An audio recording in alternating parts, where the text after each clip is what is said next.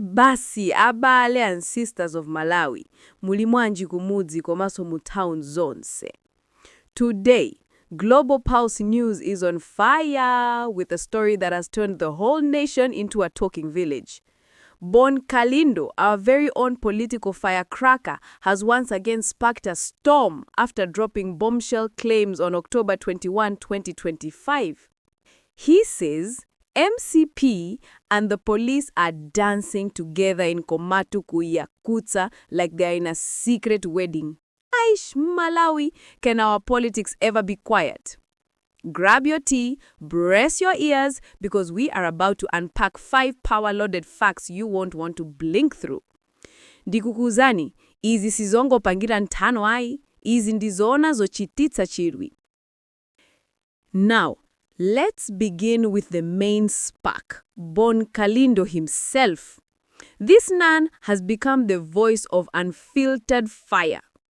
He stood before the crowd at Komatu Kuiyakutsa on 21 October 2025 and dropped lines that made the microphones tremble. According to him, the police, yes, the same law enforcers who should be neutral and impartial, were acting like an extension of the Malawi Congress Party. He said the uniforms were not just keeping peace, they were keeping politics. In his own dramatic way, Kalindo accused some senior officers of receiving directives from MCP figures to intimidate communities critical of the party. Tigufuna policy yosa pemperandale, he shouted, meaning we want a police that doesn't kneel to politics. His words hit like a drumbeat echoing across Mulanje and Lilongwe social feeds. The crowd cheered, the air crackled, and the internet exploded with clips of the speech. But of course, this is Malawi, where every statement by Bon Kalindo is either a revolutionary truth or a comedy show, depending on which side you ask. Was he exposing the system or simply stirring trouble to keep himself trending? Only time and some honest investigation will tell. He also hinted at corruption inside law enforcement, saying money flows from political pockets into the uniforms. The police, he claimed, had become guardians of the party instead of the people. That one line was enough to send MCP supporters into defense mode and critics into jubilation. It was a mic drop moment, and that's why everyone is still talking about it. And if you think Kalindo just threw words for fun, hold on, because the place where he said it all is just as juicy as the message itself. Komatu Kuiyakutsa, a name now on everyone's tongue like Sima served too hot. This place, tucked within southern Malawi's village belt, has a reputation for political gatherings and grassroots activism. So when Kalindo chose it as his stage, he knew exactly what he was doing. It's the kind of location where rumors travel faster than police trucks. In fact, locals say they noticed unusual movements of uniformed officers that day.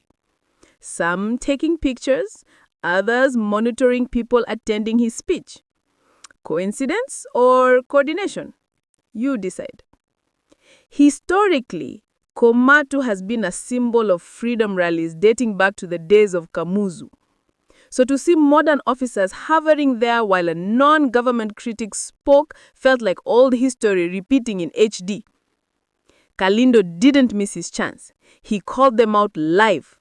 Musakale zida za chipani, mukale zida za dziko. Don't be tools of a party, be tools of the nation. The crowd roared as if they were watching a boxing match. Reports from local journalists say that within hours after the speech, plainclothes officers were seen speaking with event organizers. An action some interpret as routine check, others call political intimidation. Either way, Komatu became the perfect setting for a national debate on police neutrality. Every Malawian knows, when a small village becomes a spotlight, something big is brewing. Now, let's pause the village vibes and hit the rulebook, because the law is very clear about what the police should and should not be doing. Under the Malawi Constitution, the police are supposed to serve and protect all citizens, not political parties. They must stand like a referee in a football match, not kicking the ball with any team. However, the recent decade has seen rising accusations of partisan law enforcement, from campaign crackdowns to biased arrests. Kalindo's claims are not born in a vacuum. They grow out of years of frustration. Experts like Professor Peter Mwalwanda have warned that once the police lose public trust, society crumbles from fear.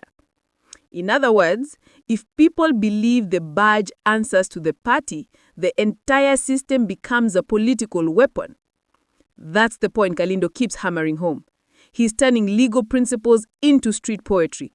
And yes, the man can turn even an angry speech into a show worth streaming. Meanwhile, the Inspector General of Police has stated that no officer is under MCP influence and that the force remains independent. But come on, Malawians are smart. They can read between the lines like reading Chichewa subtitles in a Nigerian movie. Actions speak louder than press releases. When people see selective responses to protests, they start asking questions, hard ones. And now that the rules are on the table, let's get real. Does Kalindo actually have proof, or is this another firework without a fuse? Impira iti kick panalidi panet. All right, fact number 4 is where things get spicy. Receipts, proof, and media madness. Kalindo's camp released audio recordings and phone screenshots claiming to show coordination between certain officers and MCP members. But nothing has been independently verified. Malawi's media houses like Zodiac and Nation Publications have asked for evidence, but so far the trail is mostly whispers and tweets.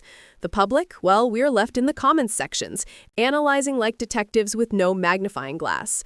Some say it's Kalindo being Kalindo, throwing petrol on political fires to stay relevant. Others say he's the only man bold enough to say what everyone else fears to say aloud. Either way, his voice keeps shaking tables. He even claimed funds as high as 25 million kwacha were moving mwanyo, secretly, between officers and party agents. Those figures have been disputed by the Ministry of Home Affairs, but in Malawi, where transparency is often like fog in a forest, truth takes time to appear. Meanwhile, online spaces blew up with memes and voice notes mocking the situation. One clip even called it Kalindo Season 3, Attack of the Uniforms. As funny as that sounds, beneath the laughter is real concern. People are tired of feeling powerless. If institutions are politicized, then citizens are left to depend on noise instead of justice. So if the proof is blurred and the noise is loud, what's the real endgame? Who benefits from all this chaos? Let's talk motive. Now the grand finale, motive. In Malawian politics, nothing happens without a reason, and no one throws stones without aiming at a bigger tree. Bon Kalindo knows how to command a headline. By accusing the police and MCP of working together, he puts pressure on the government and boosts his own image as a truth soldier. He's been arrested before for similar outbursts, and each time comes out even louder. It's like his career thrives on controversy, and the public can't decide if he's a hero or a comedian. At the same time, the MCP has its own fights, internal factions, demands for a party convention, and a rising wave of discontent. Kalindo's timing is sharp. By throwing this allegation now, he feeds the fire while portraying himself as the people's watchdog. It's smart, it's strategic, and it's dangerous. If his claim is true, it could shake public trust in law enforcement. If false, it could land him in court again, and he knows both outcomes will keep him in the news. Political analysts say Kalindo understands Malawian media rhythm. He drops a bomb when the public is bored. That's why he's always mwanyo in the trend charts. So, whether this is a genuine cry for justice or a clever calculation, he's once again the man holding the microphone while everyone else whispers. So what next for Malawi? Will the authorities investigate or ignore this like a bad WhatsApp forward? Let's wrap it up with the bigger picture. A ballet d'Mzanga, the Bon Kalindo story is a mirror of our nation, bold voices, fragile systems, and a citizenry that still believes in truth. What we need now is accountability, not accusations. As we wait for facts to emerge, let's stay alert and informed. If you like this breakdown, smash that like button, subscribe to Global Pulse News, and ring the bell so you don't miss our next explosive update. And remember, truth might walk slowly in Malawi, but it always arrives on time. Until next time, Ndikakundani nonse.